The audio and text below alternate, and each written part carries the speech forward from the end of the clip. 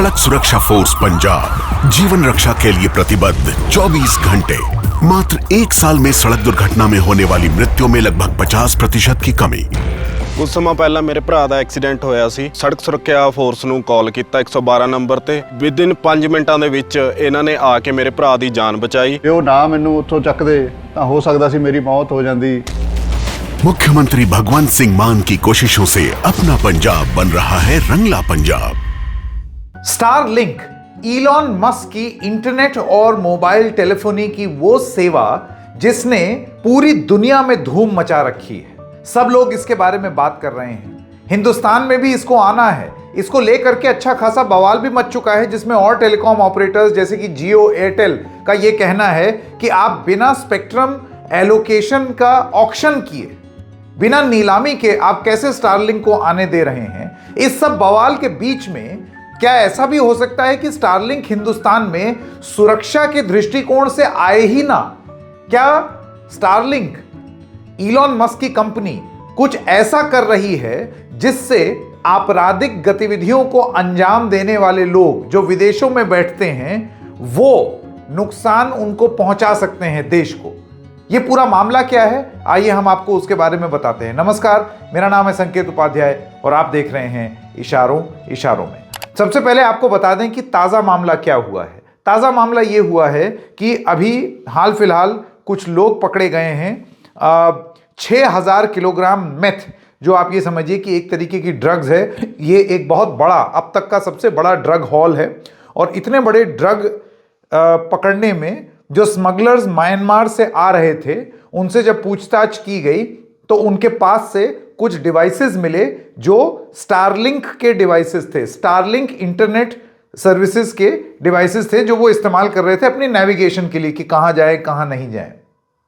अब जब वो पकड़े गए तो हिंदुस्तान की सरकार ने, और ये पकड़ा गया अंडमान में, इनको अंडमान के जो डीजीपी हैं हरगोविंदर सिंह धालीवाल, एचएस धालीवाल ने जब पूछा और ये जानकारी प्राप्त करने की कोशिश की कि किस तरीके से वो अपने फ़ोन को सैटेलाइट से लिंक करके हॉटस्पॉट की तरह इस्तेमाल कर रहे थे और उनको इंटरनेट की सेवा कहीं भी हो वो मुहैया हो रही थी और उस हिसाब से वो अपनी लोकेशन ढूंढ रहे थे। जब ये जानकारी मांगी गई इलॉन मस्क की कंपनी स्टारलिंक से कि ज़रा आप ये बताएं ये कौन लोग हैं, इनकी आइडेंटिटी क्या है, ये किसके नाम पर रजिस्टर्ड हैं ये स्टारलिंक डिवाइसेस जो अब इन स्मगलर्स के हाथों में हैं और वो इस्तेमाल कर रहे हैं। तो यहां से कहानी में ट्विस्ट आता है, क्योंकि भारत सरकार का ये कहना है कि स्टारलिंक ने ये सेवा मुहैया कराने से मना कर दिया।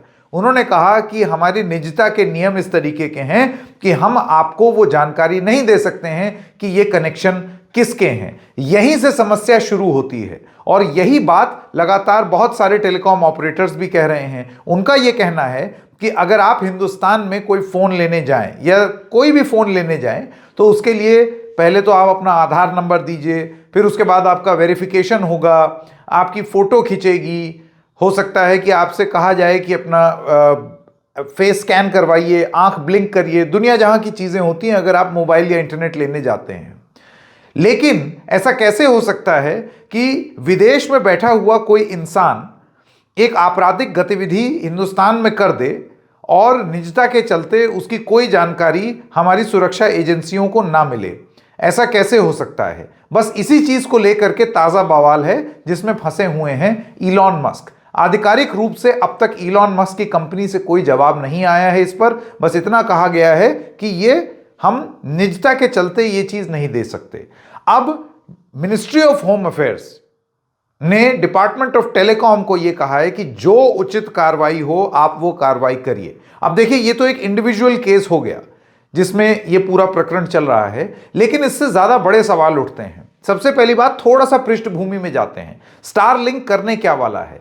स्टारलिंक इलॉन मस्क की बड़ी एम्बिशियस एक प्रोजेक्ट है और उसमें हिंदुस्तान में भी स्टारलिंक से इंटरनेट लाने पर बहुत तेजी से काम चल रहा है, जिसकी स्वीकृति इलॉन मस्क को कम से कम डिपार्टमेंट ऑफ टेलीकॉम से, भारत सरकार से मिल चुकी है। और वो भी किस तरीके से मिली है? Telecom regulatory authority of India का एक कंसल्टेशन पेपर था जिसमें यह बोला गया कि कोई आवंटन जो स्पेक्ट्रम का होना है, सैटेलाइट का, सैटेलाइट स्पेस का, वो आवंटन होगा, लेकिन वो नीलामी से नहीं होगा, ऑक्शन रूट फॉलो नहीं होगा उसमें, वो ऐसे ही हो जाएगा और उसमें स्टारलिंक को आने की अनुमति होगी। अब ये इसलिए होगी क्योंकि जो कारण बताया जाता है, क्योंकि भारत एक इंटरनेशनल अलायंस में, एक इंटरनेशनल संधि में हम लोग सिग्नेटरीज हैं, जिसमें हम अपने यहां के फोन के स्पेक्ट्रम के तो खुद मालिक हैं, लेकिन सैटेलाइट का मालिक कौन है, वो जिस देश में इस्तेमाल हो रहा है सिर्फ वो देश मालिक नहीं होता है। इसकी एक एसोसिएशन होती है जिसमें हिंदुस्तान भी एक हिस्सा है। इसका मतलब ये है कि हमारी कंपनीज अगर कहीं और जा करके सैटेलाइट सुविधा मुहैया कराने की सोच रही हैं तो वो भी कर सकती हैं। इस संधि में ये अलाउ होता है और इसी संधि का आप ये समझिए कि आदर करते हुए भारत सरकार ने ये बोला कि ठीक है, फिर स्टारलिंक और अमेजॉन काइपर अपनी अपनी सर्विसेज हिंदुस्तान में दे दें। ये बात जियो को पसंद में नहीं आई।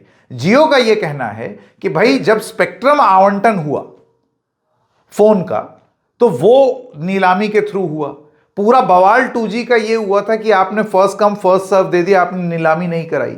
सारा स्पेक्ट्रम एलोकेशन नीलामी से होता है, हम सब बोली लगाते हैं और बोली के हिसाब से तय करते हैं।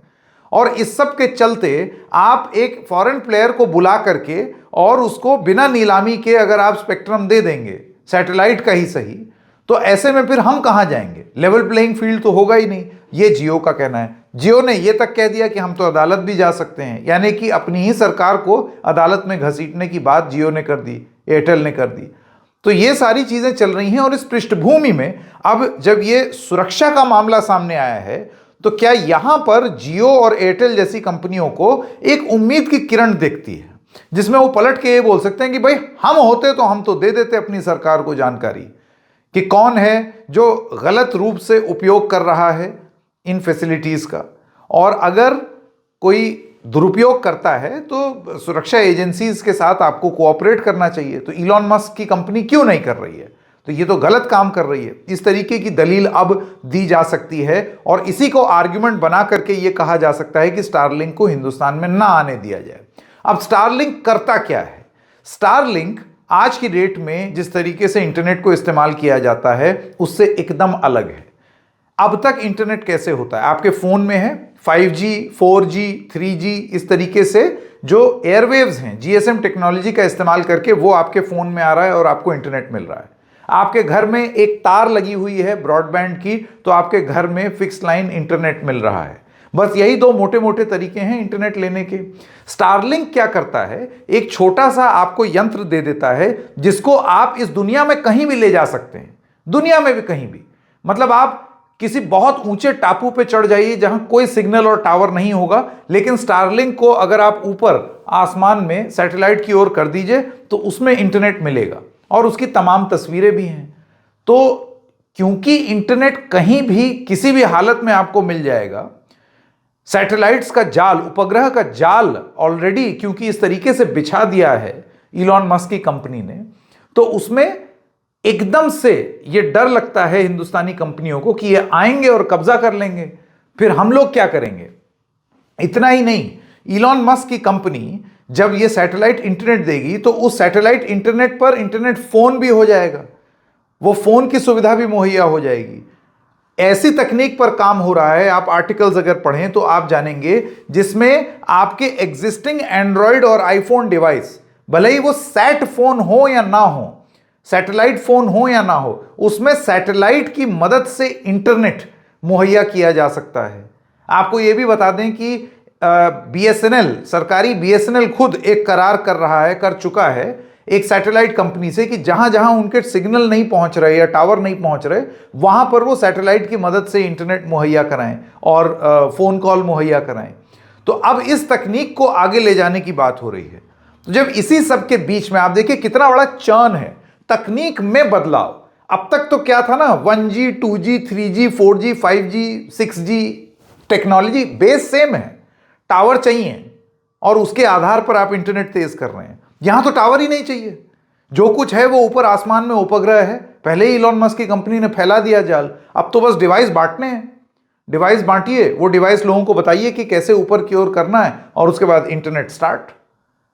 तो इस सब चीजों के चलते एक तरफ सुरक्षार्थ, देश की सुरक्षा हेतु क्या इलॉन मस्क की कंपनी अब शक के घेरे में और सवालों के घेरे में आएगी कि वो जानकारी साझा नहीं कर रही है, खासतौर से उन लोगों की जो उनकी तकनीक का दुरुपयोग कर रहे हैं। और दूसरी तरफ इसका असर इंटरनेट टेलीफोन पर या टेलीफोन पर, मोबाइल सर्विसेज पर हिंदुस्तान में किस तरीके से पड़ेगा, यह बहुत रोचक होगा। इशारों में आपको ये एपिसोड कैसा लगा जरूर बताइएगा। आप क्या सोचते हैं इसके बारे में जरूर बताइएगा। फिर मिलेंगे किसी और मुद्दे के साथ, तब तक के लिए नमस्कार।